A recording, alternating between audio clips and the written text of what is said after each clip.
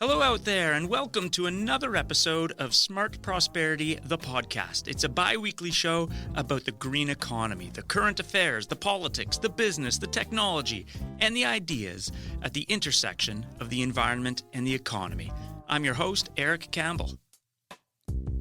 On today's show, I have an extended interview with Professor Katharine Hayhoe. If you don't know Katharine, look out. She is the most plain-spoken, down-to-earth, and probably most viral climate scientist on the planet. We talk about polarization in the U.S., the latest UN climate report, and her new book. And then we'll wrap it all up with Mike Moffat sharing his regular list of 5 other things happening in the green economy this week. That's the agenda. Let's get started.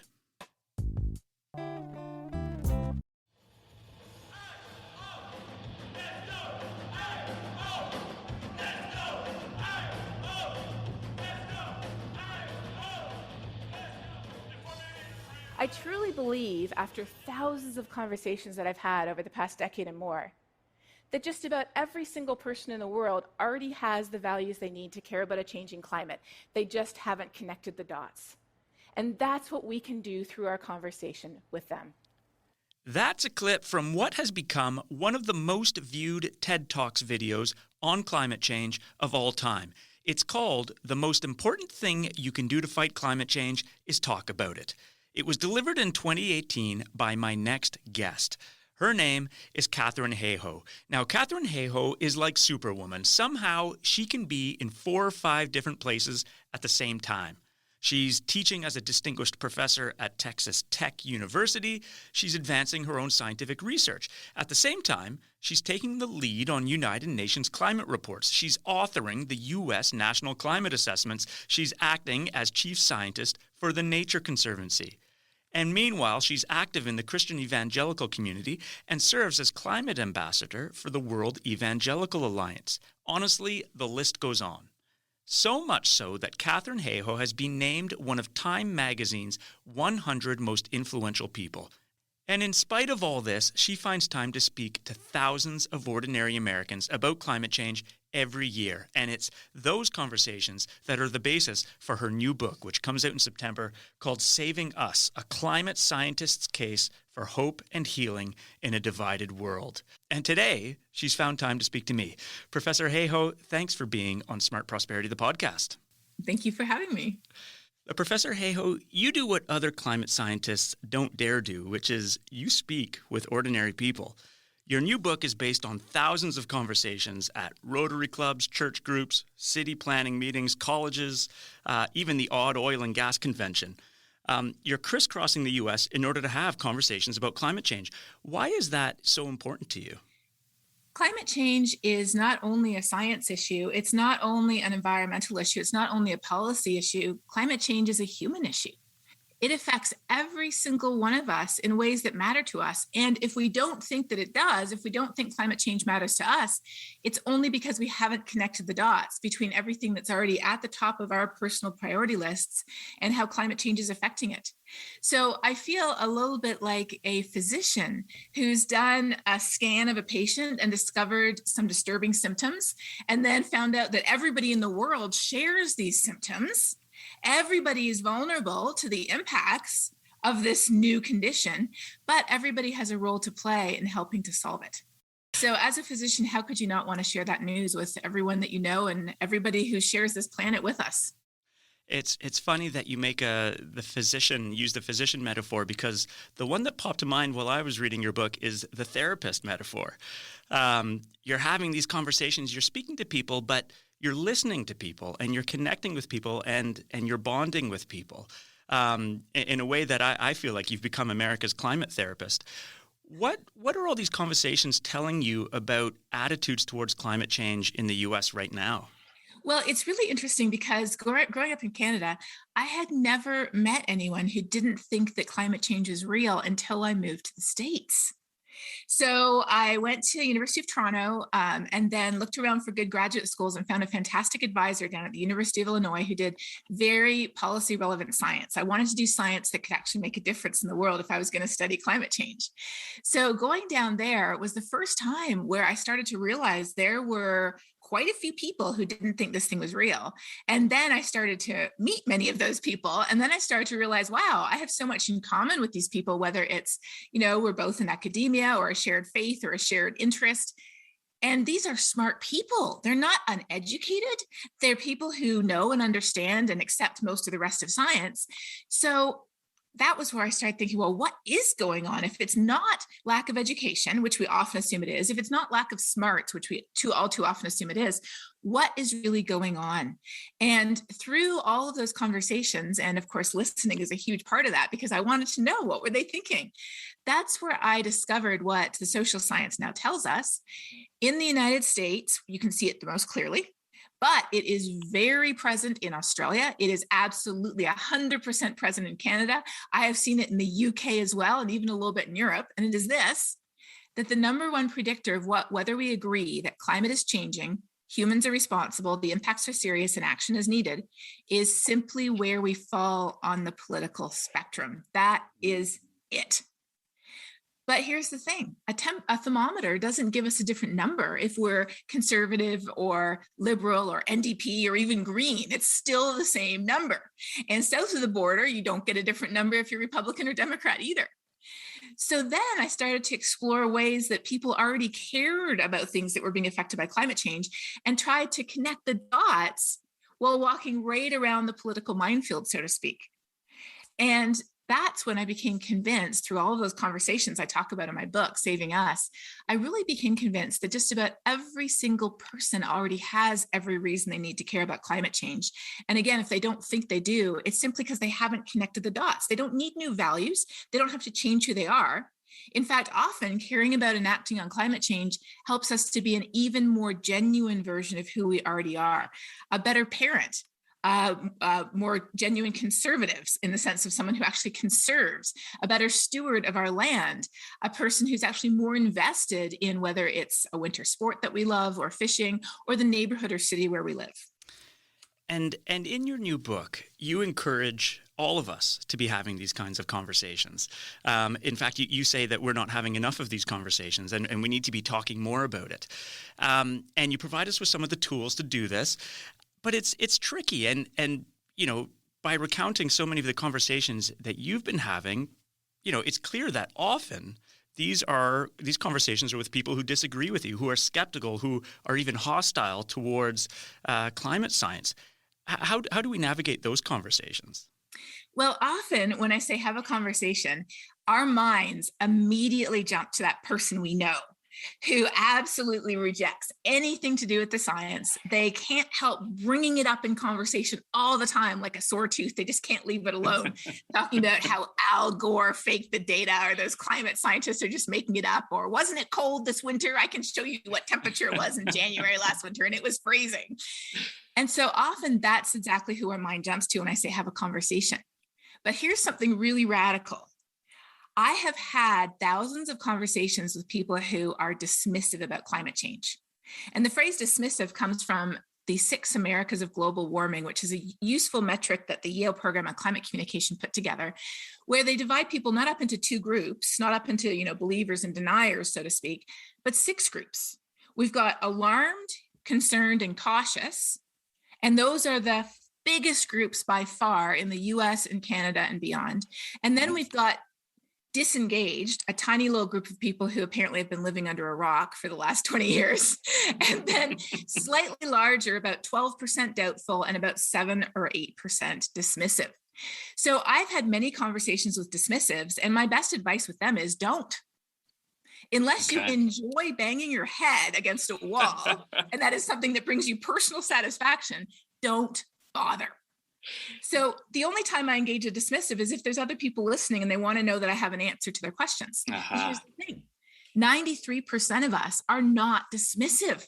And that means with 93% of us, maybe not Uncle Joe, but with 93% of us, we can have that conversation where we begin with shared values, something we both have in common, connect the dots to climate change, and bring in something positive and constructive that we could do that helps make us part of the solution rather than part of the problem, because everybody wants to be the solution. Nobody wants to be the problem. Okay, so more conversations, maybe not with those 7% of dismissives in the U.S., and we do have them in Canada too. I know one that lives on my street. Yep. There's one man from Toronto who sent me a number of letters over the years. Some of the best names come from those letters. Handmaid, the Antichrist, High Priestess of the Beast. Oh, wow. Oh, gosh. How do you keep up your optimism and your empathy when you're getting barraged with angry letters from those 7%? Well, I'm definitely human, and with the overwhelming, disrespect and hostility and insults that come at you, there's definitely days where I just feel down or frustrated or angry. But when you kind of take a step back and you say, they don't know me, they're just reacting out of fear, which then translates itself into anger over something that they feel like they have no control over, and they're reacting in a very unhealthy way that is not going to affect them in any positive manner. I mean, penning screeds to people you've never met, calling them horrible names, is not something that's going to make you ultimately feel better about yourself or what you do. So that's sort of how I think of those people. And I try not to spend too much time in it, because if you immerse yourself arguing with people, that's when you really get frustrated and you use up all your emotional energy and use up all of your time doing something that's frankly pointless. Mm.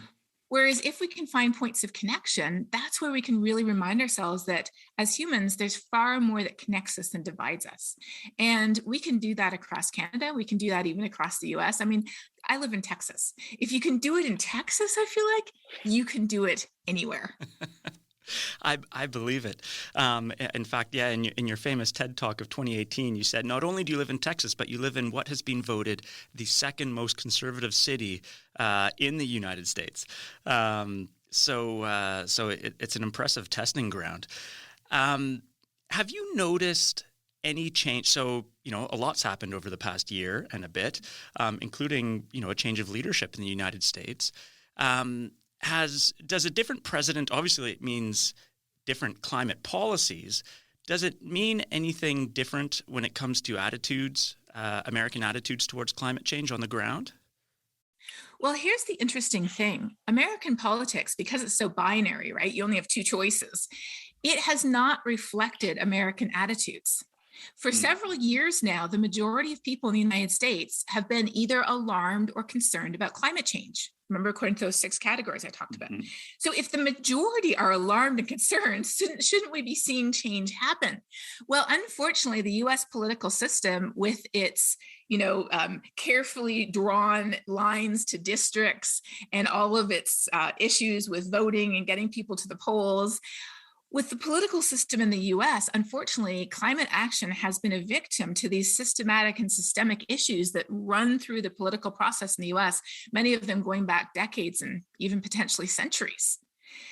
So in Canada, for example, in our last federal election, back a few years ago, every major political party had a climate plan. Now, granted, when Andrew Leach and I analyzed those plans, we found that the conservative plan would probably actually increase carbon emissions, but at least they had a plan. They can do better. Hopefully it will do better this time. Whereas in the US, it's more like one party takes the position like this isn't even real. And you can say gravity isn't real, but if you step off the cliff, you're going down. And if you are the leader of a country and you say it isn't real, and you take no actions to prepare for the impacts and no actions to avoid the worst of the consequences, you're taking the entire country off the cliff with you.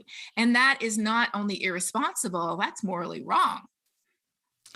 Now, you're engaging with all sorts of communities that I'm sure no other climate experts are engaging with, whether they're at the You might be surprised. Okay, maybe I'm not giving the other climate experts enough credit, but certainly, you deserve a lot of credit. One group in particular, one that you have a special connection with, and that I'm curious about, is the Christian evangelical community. How does that community react to climate science? Mm-hmm. Well, so in my book, I do share about a few of my amazing colleagues who, climate scientists in general, realize that we are like the physicians of the planet, and we know why the Earth is running a fever, and we have to tell people. So one of my colleagues, Henry Drake, is a gamer. So he gets on Twitch and talks about climate change as he's playing Fortnite or other games. And then another one of my colleagues is an ice hockey player.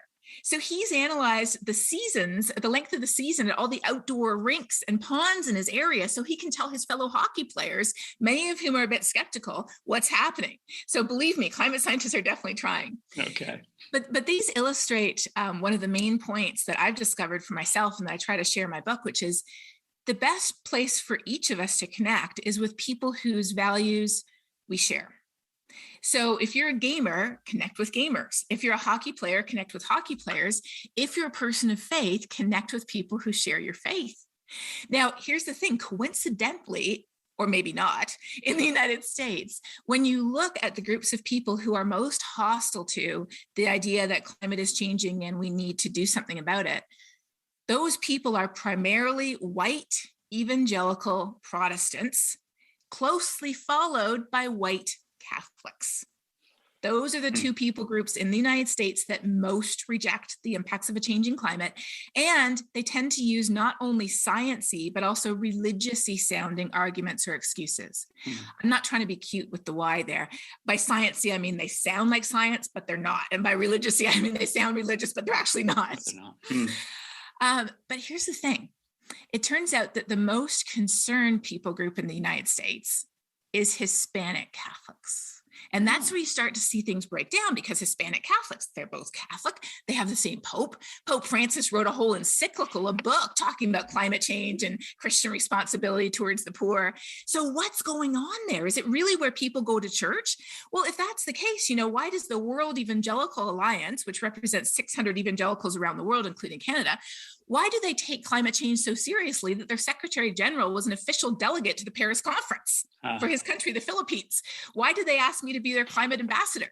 So when you start to dig a little bit deeper, you start to see it is not where people go to church or what religious label they do or don't adhere to that's causing this divide. It is the deliberate concatenation of politics and religion in the United States that has been happening. It actually started way back at the beginning of the American Revolution when they broke the ties with the churches based in England. But it continued with a vengeance through the 80s with the whole moral majority movement. There was a concerted effort, a lot of thought, a lot of planning, a lot of money put into taking theologically conservative people and moving them over to the politically conservative side of the spectrum. So that's the political landscape. And so now for many people in the US, their statement of faith is written primarily by their political ideology and only a distant second by what they profess to believe. And if the Bible, for Catholics or Protestants, comes into conflict with their political beliefs, they will go with their politics over the Bible. And so really it's a form of political ideology sort of masked as a religion with a little Christian label stuck on it, rather than what the Bible calls true religion, which is caring for others, caring for the widows and orphans, caring for people who are marginalized and disadvantaged, the very people who are most impacted by climate change. That's what the Bible says true religion is, caring for those people. I have to say, I found your book absolutely fascinating. And for those watching on video, I'm going to hold it in front of the camera. It's called Saving Us, A Climate Scientist's Case for Hope and Healing in a Divided World. In a way, these conversations and interactions that you recount reveal much more than just people's attitudes towards climate change. You're actually exposing and dissecting what I think are some deep-rooted or a deep-rooted psychology that probably underlies Americans' attitudes towards lots of things. I mean, for example, you speak to this uncomfortable mix of religion and politics, for example. At one point in the book, you call on some research done by Duke University to suggest that those Americans who doubt or dismiss climate change, they don't actually have a problem with climate science. They may say they do, but actually what they have a problem with are climate solutions. Because what they read between the lines is that when scientists warn them about climate change, is that any solution requires big government. And as you point out, anything that reeks of big government immediately triggers an objection with conservative Americans. Do you feel like in having these conversations that you've been having, that you're tapping into some deep and maybe murky corners of American identity? Oh, yes. You are so right. Climate denial is just one aspect of this whole sort of ball of ideology and attitudes and perspectives. It's a symptom. rather than a cause. And as I talk about in the intro to the book, because of course I was writing the book during COVID, when the whole objection to actions to slow down COVID, when the whole idea of planking the curve and social distancing came out and all the resistance to that, when now the whole idea of I don't want to put a mask on my face to love my neighbor and protect people who are not able to get the vaccine, or I don't want to get the vaccine, even though that would help to eventually lead to herd immunity because it's my body. And if I get sick, I don't mind being a drain on the system by being sick, and I'll take whatever experimental drug you offer me when I'm sick. But heaven forbid that I take a vaccine now, even if it's just been approved by the FDA. So all of these attitudes, and it relates to other things like immigration, like nationalism, like, how you vote, attitudes towards guns, it all goes together. It's the same toxic stew of attitudes that are frankly motivated by fear of change. The world is changing too quickly. And often when we feel like it's kind of slipping out of control, that we're being pushed to the back of the line, that other people are jumping ahead of us, that we're losing things that we felt like we had, we're losing privileges or status or something that we feel like we had, it's been taken away from us, our reaction is to hold on to that even tighter. And we see this most obviously in the US. As I think of it as a scientist, the signal to noise ratio in the US is higher than any other country around the world. You got the background noise and then you got this massive signal. But to be totally honest with you, I completely see this in Canada too. So whenever people attack me on social media, which happens every single day, before I block them, I actually look at their profiles because I'm curious, who would do that? Who would just go get on social media? And in some cases, they even create a brand new account just to do this and send these really hateful messages to somebody that they've never met before. Who would do that? Well, I can tell you, if they're from Canada, and quite a few of them are, unfortunately, 9 times out of 10, or maybe even 99 times out of 100 sometimes, they won't just have something about climate change in their profile, or sometimes they won't even have anything about climate change. But I can guarantee you that they will be very proud of their country. They will hate the prime minister. They are likely either a PC or a PPC member. They are usually from the Middle West, and they love the oil and gas industry, and they don't like all those immigrants that are taking over the country. And they're usually male. And usually probably white males. Yeah. Yes. That's fascinating. And do you think, given that the scale and severity of climate change probably does require, a dose of big government, whether regardless of whether you like it or not, is conservative America just hardwired to oppose climate action, or is there a pathway for them to get on board with some of the solutions that we need to see in order to tackle this problem? Well, what I try to argue in my book, and my book is not really about solutions per se, but I need to talk about them, right? Because that's a big part of the conversation. Mm-hmm. There's so many solutions that have immediate benefits. So, right up the middle, most conservative part of the United States is where we have the greatest wind and solar energy potential, which grows local rural economies and reinvests in areas of the country that have sort of been triaging young people and jobs and resources for the last few decades. When we look at nature-based solutions, a lot of those involve farmers. Farmers tend to be politically conservative, but they are a really big part of the climate fight, and they can be some of our biggest heroes. Then there's also free market mechanisms. I talk about Bob Inglis in the book, who is a 2-time Republican congressman from South Carolina, very conservative, top rating in all the conservative, scorecards and evaluations. And then he was going up for his 3rd term. So, third term, very successful.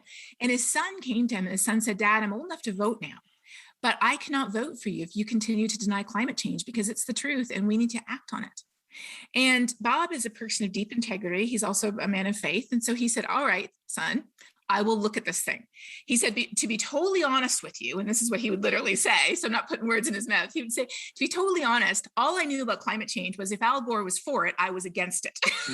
So, and that's the way most people are, right? Yeah. But Bob took a second look at it. He realized it was real. All he did was say, yeah, climate change is real, and we should talk about free market solutions for it. And he lost in the primaries. Wow. But he went on to found an institute that actually proposes free market solutions that take, they use market mechanisms that conservatives can get on board with to help correct the massive fossil fuel subsidies that are currently in the market. It's not a free market. We're massively skewed in the direction of keeping our current dependence on fossil fuels. And so I try to highlight those solutions, not to recommend any specific solution, but rather to show people there is a menu as big as a diner for climate solutions. And you can go to whatever section you like. You can go to the breakfast section. You can go to the dessert section. You can go wherever you want. And there is a climate solution that you can get on board with and you can support. Wow. Now I want to jump over to some current events and get your thoughts on them. For one, you mentioned in the book that as Americans begin to see the climate impacts for themselves, that'll kind of budge them into the climate solution support column. We've had a heavy dose of those just in the past couple months. So, first of all, as a climate scientist, what do you make of the past few months? Well, the biggest way that we see climate change affecting us as humans in the places where we live is by climate change loading the weather dice against us. So the way I think about it is wherever you live, we already have 2 6s on our weather dice. So if you live out west, there's always a chance of a wildfire. If you live here in central Ontario, there's always a chance of a flood or a summer heat wave. If you live over in Halifax, there's always a chance of a tropical storm making it all the way up and hitting the Maritimes. So we always have that chance on our weather dice of rolling a double 6. But as the world warms decade by decade, it's as if climate change is sneaking in and taking another one of those numbers and turning it into a 6, and then another one, and then taking another number and turning it into a 7. And so all of a sudden we're rolling a double 7 on this pair of dice. And we're like, where did this come from? That's what's happening to us now in spades. So because there's an element of chance, some years we might be like, wow, this really wasn't a very bad year. But other years we're like, what just happened? Things are not normal. And what's happening is it's not so much that the 7% of dismissives are changing their minds. Honestly, I truly believe it would take a miracle to change their minds. And I feel like I've seen maybe 2 or 3 miracles over 10 years, but not a lot of them. But the bigger problem we have is those of us who are in the middle. The vast majority of us in Canada and in the US over the last 10 years, we've been right in the middle. Who's in the middle? People who say, yes, climate is changing. Yes, humans are responsible. Yes, the impacts are probably serious in the future, to people who live over there in developing countries and to plants and animals, but not to me here and now. And when it gets to be a problem, people like David Suzuki will take care of it. That's the biggest problem we have, is the people in the middle. And David Suzuki, I mean, that man has been carrying everything he can. Oh my gosh! And he can't be around forever, can he? No, he can't. Although he is still going strong, which is amazing. So that's the biggest problem we have, is the people in the middle. And these are the people who are looking at what's happening. We're looking at the choking wildfire smoke in the air. Even over in Ontario, we had smoke not just from the wildfires at the border with Manitoba this summer. We got some of the smoke all the way from BC. You could see it in the bronze air. You could breathe it. You could even smell it. So we're starting to realize, no, it is not in the future anymore. It's now. It's not over there. It's here. And it's not only plants and animals, it's us too. And that's what's making the biggest difference, I think, in the shift of people who are sort of in the middle into the alarmed category. So much so that I actually contacted Tony and Ed, who are the 2 researchers in charge of that 6 Americas program. And I said, I think you need to break down the alarm now, because the alarms are getting so big. And I talk to people who have so many different perspectives. Can you break them down? Because I have a suspicion that a lot of people who are alarmed, which is now getting to be the biggest group in Canada and the US, aren't doing anything about it because they don't know what to do. That was my suspicion. So they studied the alarm, and unfortunately their study came out right after I finished the book. And I was like, dang it, because this is exactly what I wanted. Because I had this suspicion, but I didn't want to say it in the book if I didn't know it was true. But they found out that's exactly the case. A lot of us are concerned or alarmed, but we don't know what to do. We're frozen. So that is who I wrote the book to. I didn't write the book to dismissives or doubtfuls. I wrote the book to people who are already cautious, concerned, or alarmed, and they just feel like, well, who am I? I'm not a president or a prime minister or a CEO or a celebrity. What on earth am I supposed to do about this problem? And where do I find hope? That's the biggest question I've gotten the last few years. Yeah. Well, they go together. I think it was Joan Baez who originally said that action is the antidote to despair, I believe. And psychology really shows that that's right, that action precedes hope. And by acting ourselves, by joining up with others, by using our voice to advocate for change, by participating in that process of changing the world, And the only way it's ever changed in the past is because individuals decided it had to. Again, not the prime ministers and presidents and CEOs. It was just ordinary people. That's where we actually find hope. And it reminds me of a couple fun anecdotes that you have in the book, which show that action, yes, is the antidote to despair. It's also, surprisingly, the antidote to perhaps skepticism or to dragging your heels on climate change. I'll leave that as a bit of a suspense for listeners, and they can go find that anecdote for themselves in your book. Oh, yes. So that's the story of John's dad. And I'm not going to tell that story either because it is one of my favorites. And you have to read the book. It is so good. It is one of those really, those stories that really does inspire hope and some optimism for the future. I know I've only got a couple more minutes of your time, and I want to ask you about the latest UN climate science report, the 6th ever global assessment by the Intergovernmental Panel on Climate Change. It, of course, too, just came out this summer.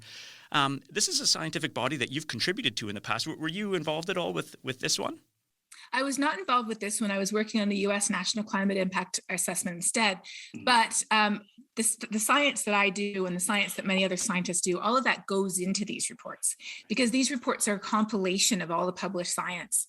So this is the 6th assessment report. The first one came out in 1990. The first thing to start with is what's not new. And because often we think, okay, well, everything's got to be new in it. What's not new is we have known that climate is changing since a British engineer called Guy Callender, who was born in Canada and lived in Canada till he was 4 years old. Canadian. So we'll claim him. Yes. Guy Callender published a paper in 1937 showing that the global average temperature was increasing due to burning fossil fuels. 1937. Wow. We've known that, at least hypothetically, if you dug up and burned coal, producing heat-trapping gases that wrapped an extra blanket around the planet would warm, since the work of Mrs. Eunice Newton Foote, who was an amateur scientist living in upstate New York. Again, not too far from Canada. You see the common denominator here.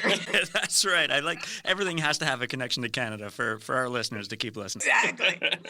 So we've known for, almost 100 years and more than 100 years that climate is changing and humans are responsible.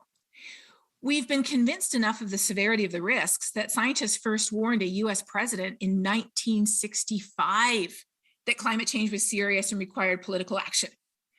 And of course, pioneering NASA climate scientist Jim Hansen testified to Congress in the hot summer of 1988, saying, there was an unequivocal human impact on climate.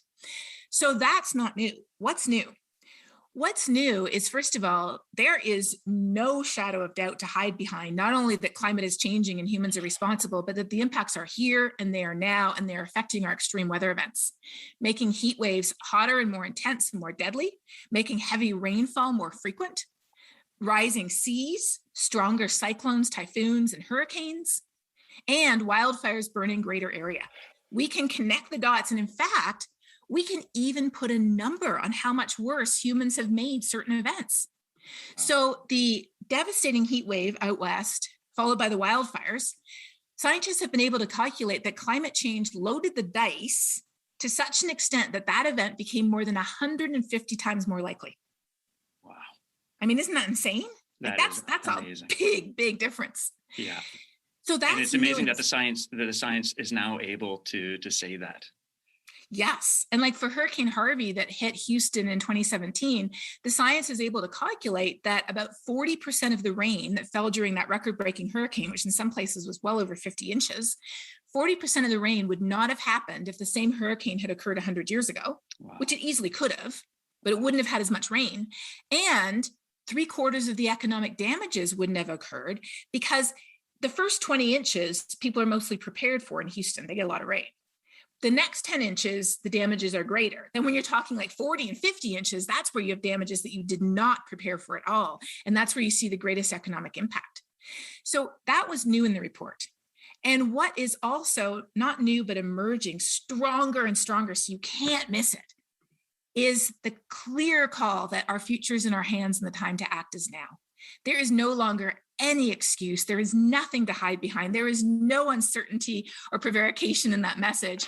The science is crystal clear, and this report declares it with no equivocation whatsoever.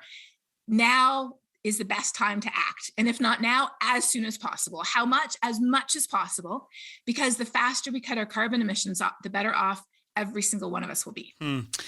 And, again, the timing is opportune. The international community meeting in Glasgow in November for what everyone appears to agree is a critical meeting to address climate change. Are you optimistic? I have what I call rational hope, and that begins with an awareness of how serious it is. I mean, we're not going to fix this thing by sort of putting our hands over our eyes or our ears and pretending that it's all okay, or some technology experts can invent some magic solution to fix it. It is really bad. Climate is changing faster than any time in the history of human civilization on this planet. We're already experiencing the impacts today, and some additional impacts are inevitable. It's as if we've been smoking a pack of cigarette a day for years and even decades. We already have some impaired breathing. We already have some spots on our lungs. But we don't have emphysema, we don't have lung cancer, and we're not dead yet. So that means that there is hope, because we have a choice to make, and our choice will affect our future. I study our future options. This is literally what I do. I was talking earlier with you about how during the pandemic, I didn't just write Saving Us. I also wrote a book with my colleagues, a technical book on high resolution climate projections. Why do I do those? I do them because people, water districts, cities, companies, farming organizations, ecosystem managers, water managers, people who need information to plan, they need to know that the biggest uncertainty in our future is us. Our choices that determine our heat trapping gas emissions have the biggest influence on what's going to happen. And if we take serious, rapid, meaningful steps to cut our carbon emissions today as much as possible, as soon as possible, we will see a future that is still a little bit warmer than today, but it is manageable, it is adaptable, we can prepare for it, and human civilization will survive. But if we do not heed the warning signs that our planet is giving us today, and scientists are clearly communicating in ever more urgent tones, we will see changes so large that our human civilization, our food systems, our water systems, our infrastructure systems, even our geopolitical and our economic systems, they will not be able to cope with those changes. That is what is at stake, is human civilization as we know it, and our choices will determine which path we take. Not dead yet. I love that quote. I know you've just got a book about to come out called Saving Us, but I think it's time to start writing the next book called Not Dead Yet. I have to cite Princess Bride when I do. Perfect. Katharine, one last question for you. You live and raise your family in Texas, but you're always quick to tell people that you're Canadian. It's in your Twitter byline. You mentioned it off the top in your TED Talks. Why do you do that? Are Americans more comfortable having conversations about climate change with a Canadian? Climate change is the number one most politically polarized issue in the whole country, in the US. Number one.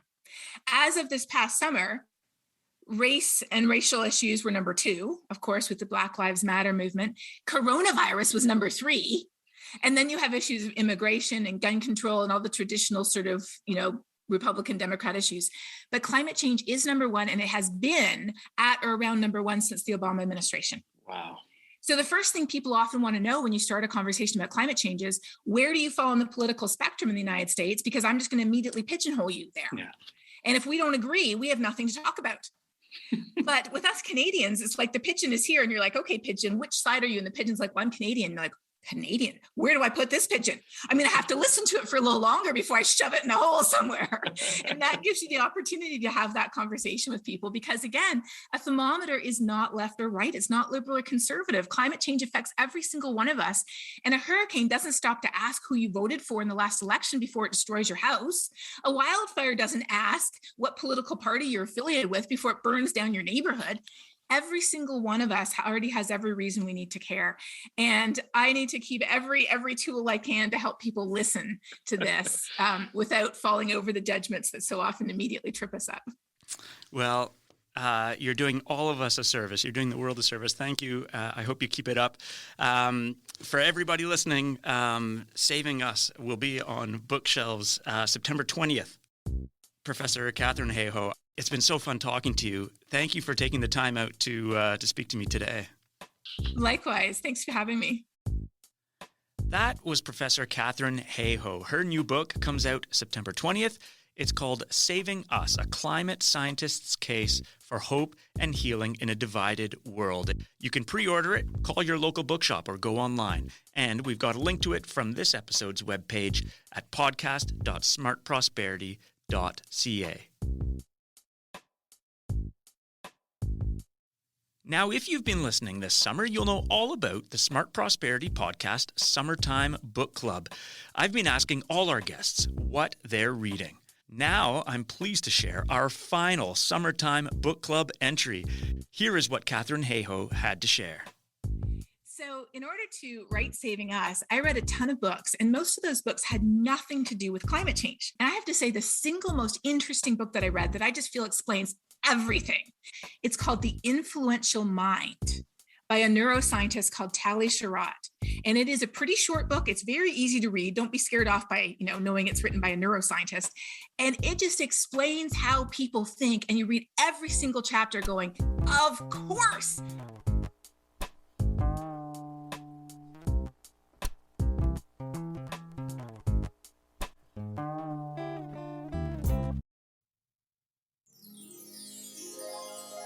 Now, there's a lot happening in the green economy every week, more than I can cover on my own. For everything else, I turn to my colleague, Mike Moffat. Mike is Senior Director here at Smart Prosperity Institute, and here he is with 5 other things happening in the green economy this week. I'm Mike Moffat, and here are the 5 things that I'm watching this week. Number 1, Canadian clean technology companies are attracting record levels of investment in 2021, with the sector securing $3 billion in equity financing over the first half of the year. That's more than triple the amount over the same period last year, and almost 10 times the same period in 2019. Number 2, while there are record levels of investment in Canada's clean tech sector, a new RBC report says that there's not enough when it comes to greening Canada's traditional sectors like oil and gas. The report says $70 billion needs to be invested annually to help Canada's traditional sectors make a green transition. Currently, only $10 billion is being invested annually. Number 3, for the first time, steel has been commercially produced without fossil fuels. Swedish manufacturer Hybrit is delivering a first batch of steel produced entirely with clean electricity and hydrogen. Steel is among the top 3 polluting industries worldwide, producing 8% of global CO2 emissions. Hybrit aims to scale up production of its fossil-free steel by 2026. Number 4, Imperial Oil plans to build Canada's largest renewable diesel plant, converting vegetable oil into 1 billion liters of cleaner burning fuel each year. It's part of a broader transition to produce cleaner energy driven by stringent Canadian regulations. However, Imperial noted that it will continue to sell polluting diesel in countries with lagging regulations. And number 5, Fridays for the Future, the global youth-led movement initiated by Greta Thunberg, launched a fundraising campaign last week to evacuate Afghanistan's climate campaigners. Climate activists in Afghanistan are gravely at risk with the Taliban's insurgents. Donations have helped pay for flights, visas, and legal fees, and other costs associated with getting them to safety. I'm Mike Moffat, and those are the 5 things that I'm watching this week. Thank you, Mike. For a second glance at those stories, Mike has them written out for you at podcast.smartprosperity.ca. Well, that's it for another episode of Smart Prosperity, the podcast. If you just can't wait another 2 weeks until the next one, check out our back catalog, now at 23 episodes, all available at podcast.smartprosperity.ca. A reminder that the views shared on this podcast are not necessarily those of Smart Prosperity Institute. We just like having smart and evidence-based conversations. I'm Eric Campbell. I'm broadcasting from the lands traditionally stewarded by the Algonquin Anishinaabe people. Thanks again for listening. The next episode is out September 15th.